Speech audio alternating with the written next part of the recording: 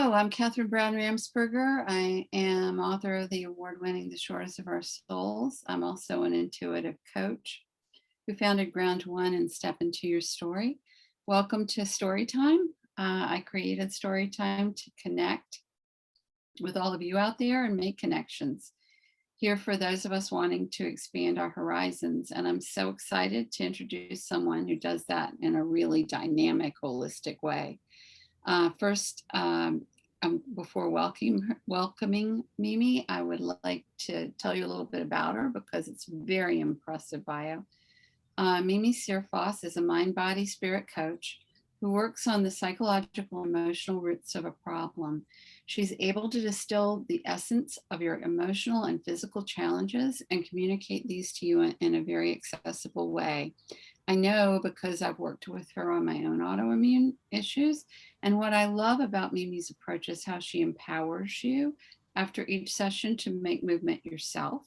And then when you're done for the moment, because we're never really done, she empowers you for your own solutions beyond that. Mimi uses her empathy as well as a combination of techniques. And this is a list: coaching, mindfulness, body talk, which I believe is trademarked whole health care, and hypnotherapy to support you on your journey. Mimi says her understanding of energy has been developed over a creative career spanning a number of disciplines: interior design, environmental design, sustainable ecology, and permaculture. Her understanding of body, mind, and spirit is informed by her work in ballet, and I'm so glad to be reminded that you dance, and ongoing work with self-hypnosis and meditation, as well as a continued study of world spiritual and psychological philosophies. The integration of all this varied knowledge and wisdom results in Mimi's unique approach to understanding and healing issues that affect your mental and physical health. And on the personal side, we've just been catching up. Mimi has 2 children, and she shares her home with her husband and 2 dogs. Welcome, Mimi. So that was the official bio. Can you tell us a little bit more about the personal side of how your passion led to your journey from an interior designer to transpersonal psychologist? Yeah, most people think I'm crazy. Like, those things don't connect. You think outside of the box, I know that. Yeah, design is a process. And so I think that my understanding of that creative process has really helped me in this so-called career change. So I do see it as a continuum because, I have a pretty deep understanding of creativity and how to work with it. And that's a deep part of our psyche. But, I'm going to just dive in and well, first, let me tell you a little bit of my story. So I was an interior designer for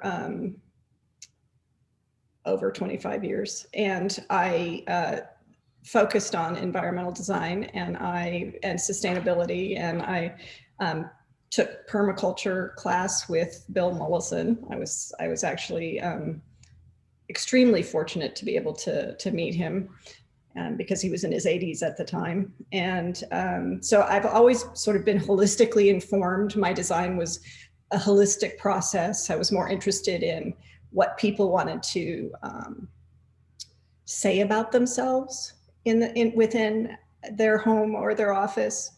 And after a while, I got tired of the surface level because it can be very persona. It can be very, what I want to project out there and not really my authentic self decisions. And I also had a dark night of the soul that sort of kicked me into looking into all the other things that you read. So hypnotherapy, body talk. And I spent about 8 to 10 years. Yeah, I spent about 8 to 10 years kind of certifying and everything. And then I had some spiritual revelations for myself. And I wanted to understand those further. And so that pushed me in towards transpersonal psychology, but most people don't know what that is. So I'm going to attempt to define it. And it's a challenge even from within the field. So transpersonal psychology includes all the first three branches of psychology. So we're not saying, no, none of that is correct, let's make something up. It's an integrative approach that examines the human psyche as not merely an ego, but also looks at spiritual evolution and consciousness beyond ego. That includes the transcendent and the mystical. It looks at that as being extremely important to human health and embodied health. And then it also incorporates social, cultural, and ecological impacts. So it truly is integral. And that's kind of, that's a tie into body talk, because I think body talk is a truly integral system. It's a brilliant system. As a method, it works for many people. It has its limitations, but the system is set up so that you can sort of deal with everything. And when I say everything, I mean everything within the person's stratosphere. And transpersonal psychology attempts to do that from a psychological perspective. So they actually overlap tremendously. And a creative perspective as well. So that's in there as well. Well, it would have to have it if it was everything. So this is just something that popped in my head, and I may have even asked you this before, but is it based on Jung's work? I mean, I'm not saying is it Jung's work, but Jung is considered one of the beginning founders of transpersonal psychology. So is Maslow, the humanistic arm, and particularly his work with self-actualization. So yes, okay, it's one of them. Jung is always part of the discussion. I just ordered again his book, the one that he bought, the one he wrote for lay people, Man and His Symbols, I think it is. Because, and it's a very long story about why I reordered it. I'm writing about something right now. So that's an interesting little synchronicity there. Yeah, Jung is not easy to read. No, this one's easy to read. It's like the dummy's guide to it, but that's what I need. So,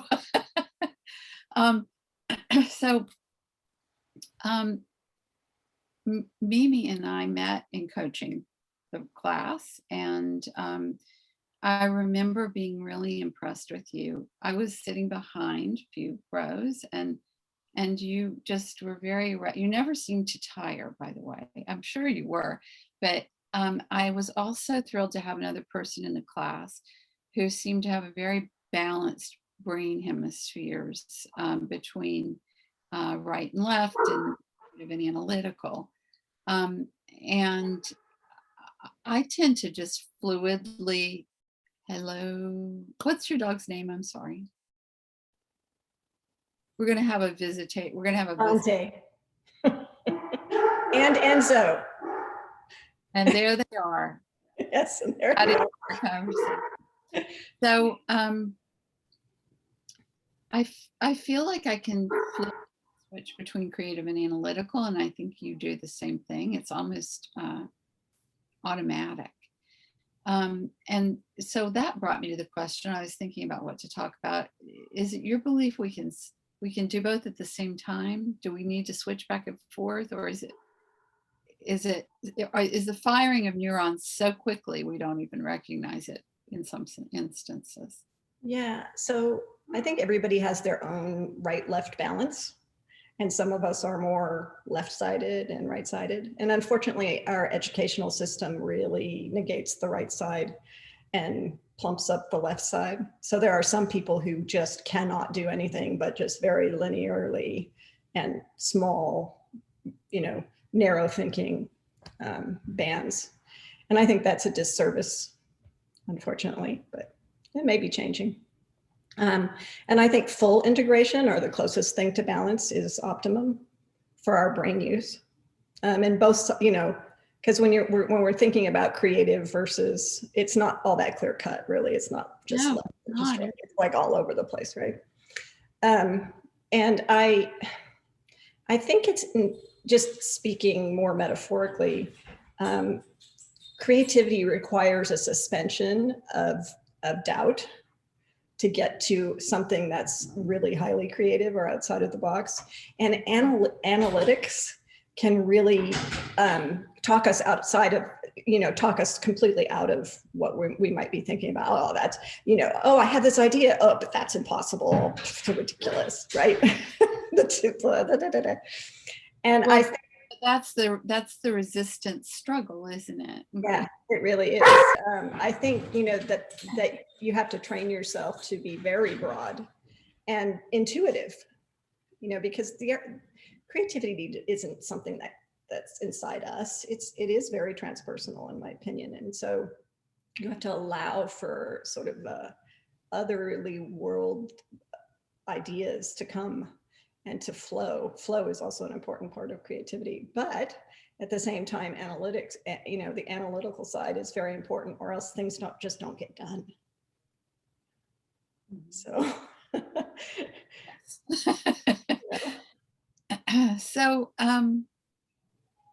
so you have a lot of education and experience and a very active brain. Do you have a modality that you use most in your work, or was body talk what you were using and now you're shifting a little bit?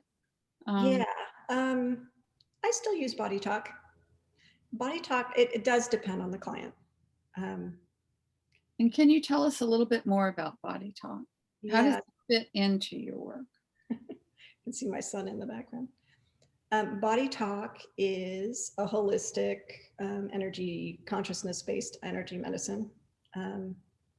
And it's based on Eastern ideas and then Western anatomy and physiology. And it essentially is a conversation with the body about how to rebalance it. And it looks at relationships. So it's never one thing you work on. It's one thing in relationship to, a lot of other things. It's an intuitive process. So, if people are really confused, I just say, I'm an intuitive, medical intuitive, That's what it feels like working with you. It feels magical, but you follow up with notes that satisfy my analytical brain. Well, you form, the way that body talk works is that you form one thing in relation to another thing. So it ends up being very mathematical. We call them formulas. So here's a formula about this, and then here's the next formula about this. So I always, when I'm coaching, not always, but keep in mind with my clients that the body always keeps score. And is that a tiny fraction of it, a larger part of it? Like, we feel an emotion, the body reacts, and we carry the trauma of a physical injury or emotional injury. So we carry the physical and emotional trauma if we hold on to it. So it's really the story we make about the pain that we tend to carry. And body talk comes from the position that the body has a wisdom to heal itself, but is often overloaded in our modern world and in our constant story, narrative making. And so it attempts to tease it apart. And there's an element, obviously, of teasing it apart energetically. But I think also just shining awareness of understanding really helps people to shift things. Because for me, it's all about constriction. So whenever there's a constriction or a holding and things are no longer moving, then you have unhealth. And that's the same with thought patterns or cellular patterns. Wonderful explanation. Thank you. On your website, you use music to describe health, and you danced and I sang. And so I love this quote. You say, health is a symphony of mind, body, and spirit, working together in balanced concert to achieve harmony. You want to expand on that, or is that just, I mean, it's wonderful just like it is. You are probably the only person that has commented on that quote from my website. I love it. It just brought it all together for me.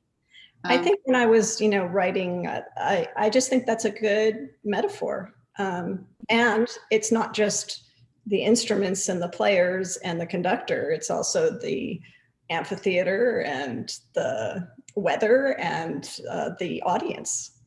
Mm-hmm. And so I think that's a good way to, have people understand how all of that impacts one organism or the whole. I've been, one of my hobbies is listening to NDE YouTube videos. and it gives me great inspiration, because I feel like it's sort of like, it's not in preparation for anything that I'm going to do. It's that, oh wow, because I believe there's life out there someplace, that, and a lot of them say that the beings on the other side used music to communicate. They either used telepathy or music. So that's what the other part of it I thought of when I read this quote. And I also, I think I heal incredibly well with singing bowls and Yeah. tunes. And yeah, sound healing is very real. Very. So I think we're ready for some audience questions, if we have any. Kaylee? Yes, hi everyone. So we just have a comment right now from Noelle Puglisi, and this was about a minute ago that she commented it, and she said one of her favorite sayings is "let go" or "be dragged." So I think that ties in a lot to what you were saying about that constriction and how it can be both in our body and our thoughts, and especially if they're both happening at once. Yeah, definitely unhealth, as you said it. Yeah, thanks for that comment. Thanks. It's interesting how we can know that, and by the way, Noelle, as far as I can tell, lives by that principle. I've seen her be like that. But I know in my life, I think I'm letting go, and sometimes I'm not. So is there a way to, is there something that, a sign or something maybe that we can use to know when we're not? I think the body is a tremendous indicator. But with that, I have a caveat, and that is that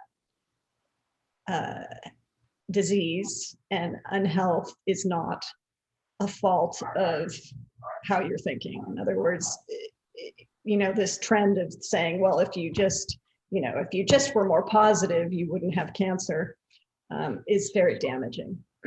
So I want to put that caveat in on that. The body lets you know the second you're stressed out about something. We just don't pay attention to it very much. I totally agree with that, because I think so many, maybe it's global, but I know Americans are brought up in our heads. Thing to cover, to suppress, just well, and we're all just up here. This is the only thing that's important. Bad, oh, it can't hurt that much. And yeah, I think it's that way both in terms of our body reactions and in our emotions too, which it's a cyclical thing. So I would love to leave the audience with some tips Okay. based on your work. And I thought I'd start off first with my personal. I'm always saying I need to get grounded. I need to get grounded. Can you give us some tips on getting grounded and knowing we're grounded?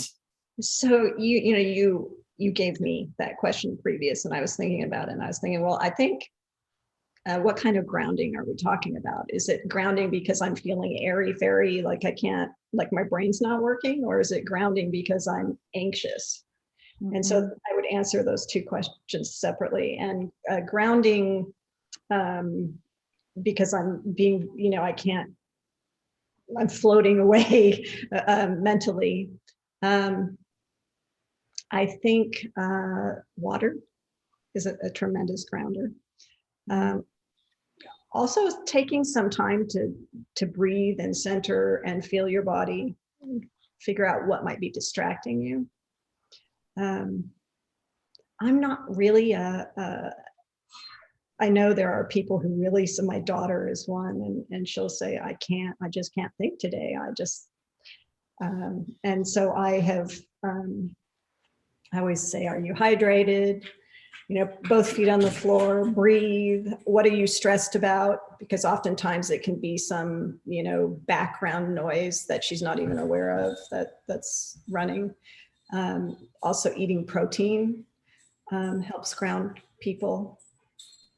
Now, if we're talking about serious anxiety or anxiousness that's causing a lack of grounding, then, counting what's in your environment, always slow, deep breaths, because the body cannot stay. Oftentimes, I don't think you can be ungrounded and be having slow, deep breaths. I think most people are holding their breath or breathing very shallowly and shortly. And so if you can switch your whole body into very slow, deep breath patterns, you'll find yourself coming back down to earth. If it's really bad, going outside, walking in nature, getting your heart rate up, and sticking your feet in the earth, on the grass. It's my go-to. I definitely Walking in nature is like my answer to everything. Yeah. Because it immediately grounds you. It's about being present, right? It's about being present. So how do you do that? Breathing, going outside, because we're human animals. We're not mental, mechanical, stuck in houses people. We really need to be in our natural environment. Circadian rhythms back in sync. Yeah. Even if it's just going in the backyard and standing. Yeah, absolutely. And moving a little bit and looking at birds or whatever it is. But that works for me immediately. So the next one I had, and we've talked a little bit about this, but tips on getting aligned. And then I asked another question, tips on manifesting what we want. And that's also about alignment. So maybe we'll couple those two things. Yeah. So the question there about manifestation is alignment to what? What does that mean, aligning? And I think the misunderstanding is that people want something because we desire things in our lives. And so we can't figure out why we can't manifest that which we want. But that which we want is not necessarily coming from that higher self place, that self that's in the flow of their lives and just flowing with it. It comes from this like more grabby, egotistical place. And you will never manifest anything necessarily. We do sometimes, especially if it's aligned to a higher goal. But it's the trick is aligning yourself to that higher flow rather than that needy, grabby self. Pushing or pulling, I call it. Yeah. And Just think. And sometimes we're just not going to get what we want. Yeah, and Often. all that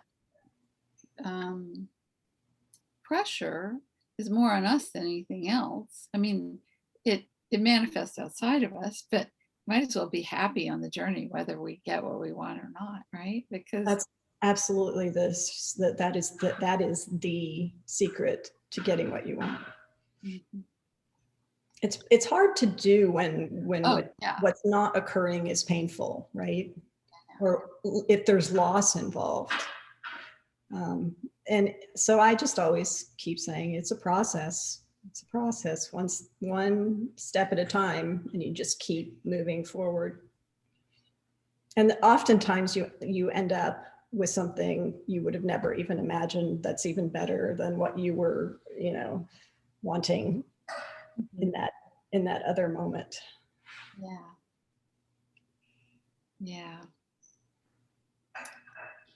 So I'd like to talk a little bit about how you bring hypnosis into your work, and if you still use it now.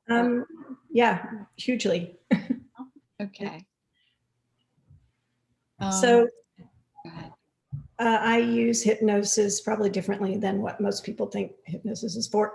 A lot of people, and very brilliantly, use hypnosis as a sort of overlay to stop habits. So a suggested overlay to help people stop their habitual, whether it's eating, smoking, or fears. You will not fear this any longer would be an example of a suggestion. I'm actually reductive, and I'm more interested in having people experience their fundamental self or fundamental consciousness rather than, so I use hypnosis to sort of pull away things so that they can get to their more authentic self. Mm-hmm. And sometimes that means they eat less and they stop smoking. Sometimes it doesn't. So so I use it that way, and it's almost more of a conversational hypnotherapy or a light visualization hypnotherapy than I very rarely, because I'm always online, do I take people into like a deep hypnotic state where they're completely gone. Usually I'm having a conversation with that person in a quieter alpha state. Mm. So that's how I use hypnotherapy. And I use it, that's probably the mainstay of what I do these days. Well, and then body talk after. And I think the way you combined body talk and Envision, which is what I'm certified in.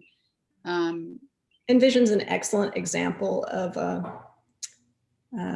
active imagination type. It's a type of an active imagination process that's a light hypnotic process. Oh, definitely. Yeah. Definitely. And it does an excellent job at what I'm talking about with fundamental consciousness in trying to get somebody into that sort of observer witness position in a lighter way.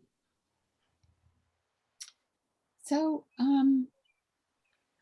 yeah, I'm going to ask one more question. I'm not certain this is a simple answer, but I'd love for you to define consciousness and why awareness is so important to it. I think it is one of these concepts that we think we know what it is, but it's more complicated than we may believe. So I'd love to know what your perspective on that is. So, consciousness is a hugely controversial topic. Yeah, and that's really all about controversy and a low stress vibe while we talk about the controversy. So for me, my answer to what is consciousness is all there is. But within that, highly oversimplified answer. There's multiple levels of consciousness. And I think Western culture is extremely poor at acknowledging and working with that. You know, for instance, there are a lot of cultures that will work with dreams to the level that it becomes a collective process and a healing process. And dreams is a different level of consciousness than waking reality. And then there are transcendent consciousness that change people's lives. Just, you know, seconds of unity can completely dissolve somebody's perception of self. And that's really where I'm interested in working at. I mean, that's what my dissertation is going to be on. And I mean, that's what I spend my days over. So yeah, I mean, you know, in a way, if without saying this religiously, consciousness is God, as far as I'm concerned. But that's a very different level of consciousness than our waking reality, our dreaming reality, our meditative consciousness. But all of these, if we could integrate them, would be a way in which we could integrate ourselves spiritually and all the way down. Or maybe we couldn't take it here on Earth. Maybe it just wouldn't work. But I think it helps, and it would dramatically shift how we dealt with each other. Mm-hmm. So that's really why I am headed where I'm, you know, why I'm bothering to work on this PhD and stuff, because I think it's sort of the fundamental thing that can heal us and maybe save our lives, because where we're headed now, it's problematic. Yeah, that's even a mild way of putting it. Well, that's hopeful and inspirational. I always love talking to you, so I'm sure there would be people that disagree with it. And feel free. I mean, as long as we're kind to each other, feel free to put what you think it is below, listeners. But so the key is being aware enough, not every single second, but coming back to center every day, being aware of all those different facets of self and of I'll say God. And I think whether you see God as something different than what I just described it, I really think, you know, fundamentally it's an important aspect to our lives, not religion so much, although if that works, if that is what is needed for, you know, everybody has a different path there.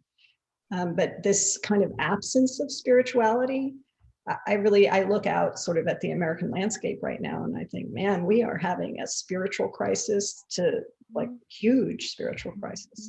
And people are suffering. They're lonely. They're disconnected. You know, isolated, especially now since COVID. So they feel like their pain is not like somebody else's pain, and that that I don't mean that in an ego way. I mean, I just think there's such a separation. Yeah. A human being that feels completely separate I think that's the most painful or torturesome. That's when we all have breakdowns, right? When we feel like no one understands us, or we're not being seen, or we're being told we're wrong or different. I mean, almost everybody I talk to thinks there's something wrong with them, whether it's how they look or how, you know, whatever it is. So many the disease of our culture over the last year that are going to get published, I hope, and change the world in some small way, is about feeling separate, you know, and healing that notion of separateness. But just it causes so much pain. And I'm so excited for what you're going to be doing and what you're already doing. I am. Okay, so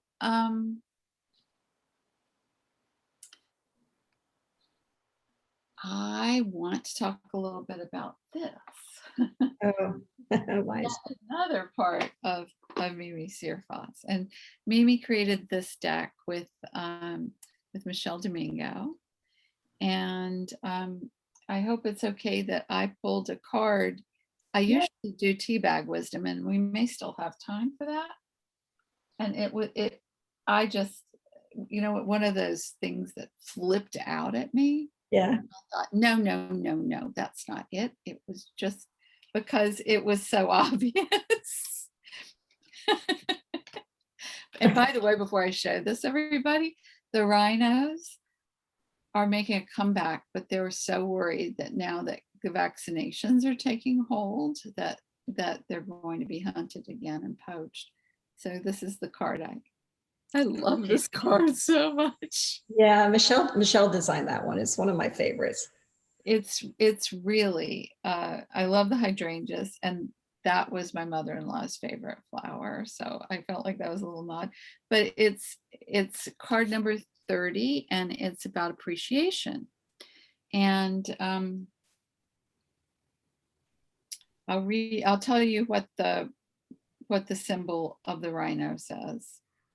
It acknowledges all of its bountiful surroundings, which I think is kind of about alignment and consciousness. Rolls around in the mud, feeling the ground's coolness, has gratitude for the earth's healing and restorative properties, feeds from the earth and connects with those in the herd. It's about connection with total awe and appreciation. So it's definitely about gratitude. And yeah, and I think that's another wonderful reminder that even if we're feeling low, if we can get into one small thing we're thankful for, it's going to lift us up just incrementally at least. So I want to show you the other one because maybe you can tell me. I didn't do these personal spotlight cards, but I think the reason I pulled this, because this was the second one, because I was like, no, that one flew out. I want to pull one. Did you get one? So I know that was validation that the rhino was our animal today. But this is a great thing, you guys. This deck has 41 through 45 numbers where you can make your own cards.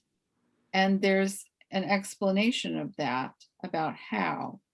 So you can make something that has meaning especially for you. And I think that's why I pulled this card, to show everybody what they can do. So because I've never seen it in other decks, and it's a really cool concept, because sometimes you just feel like there's something that's just not there in this deck for me. Yeah, just an example, like I can think of two of my personal spotlight cards that I've done. One of them is communion, which is, intimate connection with the others and with spirit. And another one of mine is positive impact. So they're exciting to get. When I get my personal, they're very exciting to get, because I'm like, oh, goody. I just, I used to have excitement, and I'd always think, oh, it's going to be a good day. I got excitement. So that's what you feel when you're about to go down the ski slope, is exciting. Yeah, just this like, ooh, something's going to happen. I love those, especially communion. Anything else you want to say about the card deck? How you recommend people use it? Most people that watch this have used card decks, but not everybody. So it's meant as a self-coaching system. It's meant to be done every day. And the book really, it's kind of a thick book that I'm convinced nobody reads. Except for to read the card definitions. But I'm a writer, so but I really enjoyed the book in and of itself. Oh, thanks. Yeah. And Michelle and I had a really good time putting the system together. And the idea is that it focuses you. So it brings awareness to certain topics. And it's also, it works with polarities. Some of the cards work with polarity so that it brings awareness to where you might be on this polar scale and what your optimum sweet point would be, like between leech and luminary is one of the cards. You know, how leechy are you being about the topic, or how can you shift yourself to feel more comfortable or come at this from a higher perspective? So often I need that one. I actually, you know, it's been, it might not actually be that that's the pair, but that was a good example. Yeah, it was a great example. One of the cards is leech, but no, I think it is luminary. I get the name screwed up. This was one of my ungrounded moments. Did I ask you to pull one too? Mm-mm. Okay. I have to go into my seat because of the move. I'm still, and the world's slowest remodel, which is why I'm sitting in my dining room and not in an office where I can close the door. Everything's like that is still in boxes. So, well, I think we're right behind you. I'm really hoping that we do this, say that every year, but then something happens. But the whole box thing. Well, that's really phenomenal, and I do use this deck a lot. I love that it has animals. You can tell this is I have this thing about people that are on the other side, and I asked a really dear friend to send me a blue feather. She got there and was okay. And that very day, my son, she was still alive, my son ran up the stairs from it was summer camp. Mommy, look what I have. And it was a blue feather. And then this, right after she died, just appeared on my bathtub. Wow. So I thought I just wanted her there. And it's a bird. So I wanted her there for some reason. Because this is animals can tell us so much, nature can tell us so much. Yeah, I'm just an animal freak. I just, yeah. Oh, am I? I think you might have me beat a little bit, but so tell us a little bit about the kind of services you're offering right now, even as you complete your PhD, Yeah. and where people can find you. So my website, which is msearfoss.com, and my services are as they always have been. I have packages, but I really prefer people to just call me when they need me and charge by the session. I love that too. I love that because sometimes you just need a tune up, you know? Yeah. Yeah. And you know, depending on what your needs are, I even work with creative processes to try to get people to discover certain things they might be struggling with more. You know, that could be movement or sound or drawing or whatever calls to them. And also I really want to start a dream circle if I can get enough people interested. I would do it virtually because it's just difficult to have groups these days.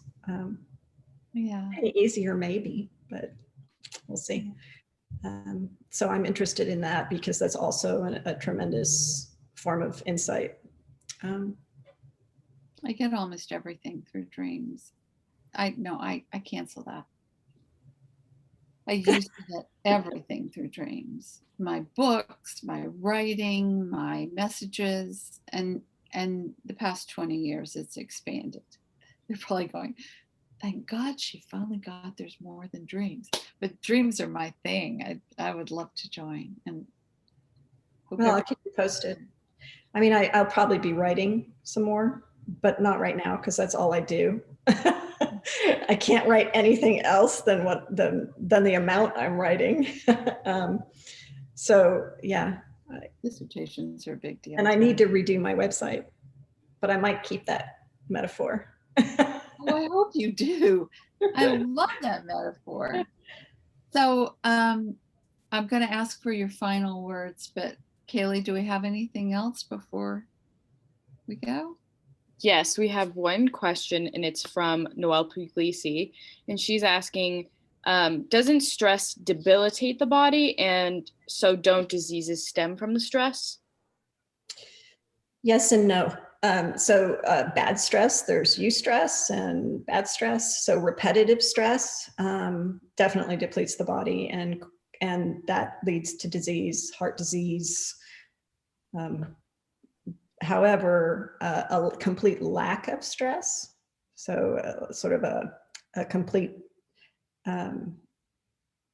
there's positive stress. So positive stress looks like I'm pushing myself to through a hard time to learn something so that I can further evolve. Or positive stress can look like I'm out of breath because I ran the block. Or so there's a balance there, especially with exercise, because running too far moves your body into distress.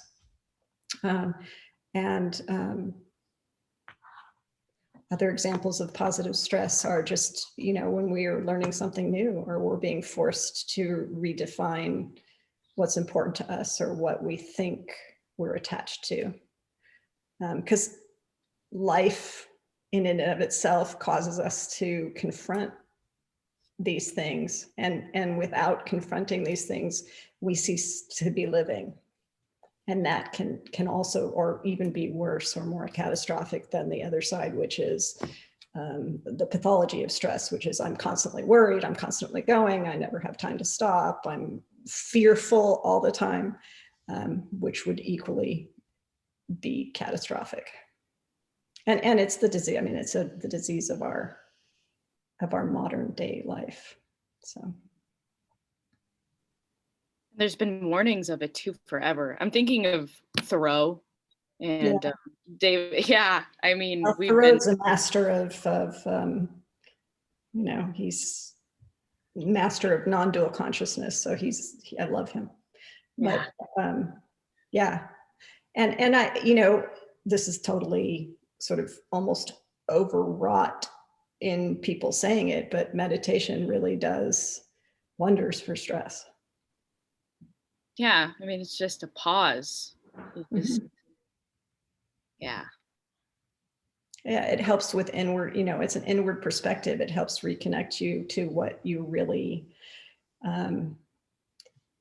the over attachment to external happenings as being something that is connected to self is really what jars us off our balance. And if you can reconnect with self and then realize it's almost like this, constant movie screen that we focus on isn't really kind of what it's about. It's really, without being narcissistic, because you don't want it to be all about you all the time, right? But it's a different kind of being about you. It's a knowing your central core.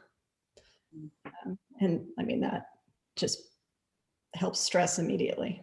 So knowing your central core and living by it, like being authentic to it, which is almost the opposite of selfishness, because it is. Mm-hmm.